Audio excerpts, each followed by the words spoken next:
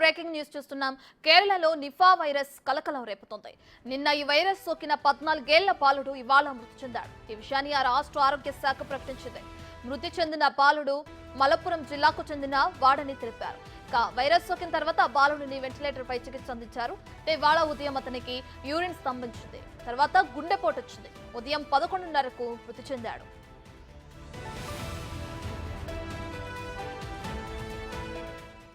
ఇక మరో నలుగురికి నిఫా పాజిటివ్ అని తేలింది. హై రిస్క్ కేటగిరీ కింద ఆ నలుగురికి చికిత్స అందిస్తున్నారు. మలప్పురం జిల్లాలోని పండిక్కాడ్లో ఈ వైరస్ వేగంగా వ్యాప్తి చెందుతుంది. దీంతో స్థానిక ప్రభుత్వం అలర్ట్ అయింది. బహిరంగ ప్రదేశాల్లో మాస్కులు ధరించాలని ప్రజలను ఆదేశించింది. పక్షులు, జంతువులు ఎంగిలి చేసిన ఆహార పదార్థాలు తినొద్దని ప్రజలకు సూచించారు.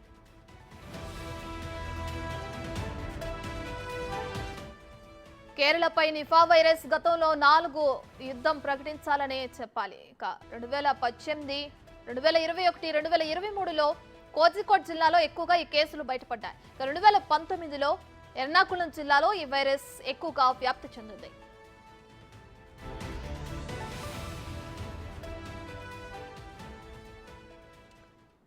ఇదే అంశానికి సంబంధించి మరింత సమాచారాన్ని మా ప్రతినిధి శివ ఢిల్లీ నుంచి అందిస్తారు. శివ, కేరళలో ఒక బాలుడికి నిఫా వైరస్ సోకడంతో మృతి చెందినట్లు తెలుస్తుంది. అయితే వైరస్ సోకడానికి కారణాలు, అలాగే సోకిన తర్వాత ఎటువంటి ఇది కనిపిస్తాయి, అంటే ఎటువంటి లక్షణాలు కనిపిస్తాయి శివ?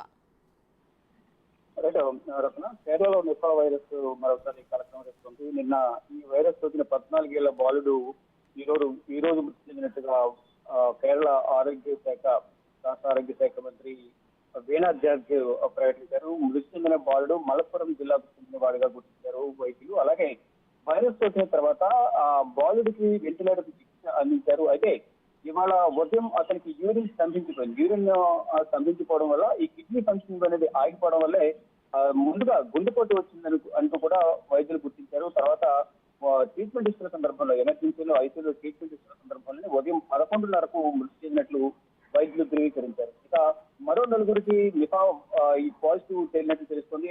హై రిస్క్ కేటగిరీ కింద నలుగురికి ట్రీట్మెంట్ తీసుకున్నారు. మలప్పురం జిల్లాలోని పండిక్కాడ్ లో ఈ వైరస్ వేగంగా వ్యాప్తి చెందుతుంది. దీంతో స్థానిక ప్రభుత్వం, అంటే కేరళ ప్రభుత్వం అలర్ట్ అయింది.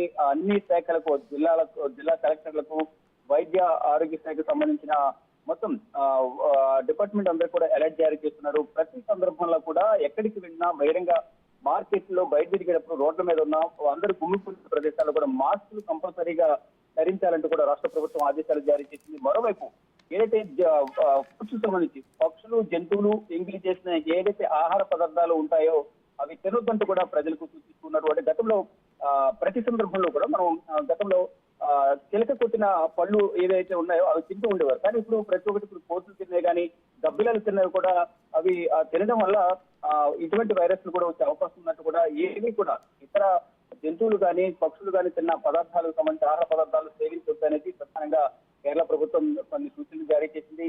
ఇక కేరళలో ఈ నిఫా వైరస్ 4వ యుద్ధం ప్రవేశించిందని ప్రధానంగా మనం చెప్పుకోవాలి. ఎందుకంటే 2018, 2021, 2023లో కోజికోడ్ జిల్లాలో ఎక్కువగా ఈ కేసులు అనేది బయటపడ్డాయి. 2019లో ఎర్నాకుళం జిల్లాలో ఈ వైరస్ అనేది ఎక్కువగా వ్యాప్తి చెందింది. మనం ప్రధానంగా చూసుకుంటే ఏ వైరస్ అయినా కూడా కేరళలోనే ముందుగా ఎక్కువ వ్యాప్తి చెందుతుంది. మనం గతంలో కరోనా వైరస్ కూడా చూసుకుంటే కనుక కరోనా వైరస్ కూడా కోవిడ్-19 కూడా కేరళలోనే ఎక్కువగా వ్యాప్తి చెందింది. అక్కడ ఎక్కువగా మంది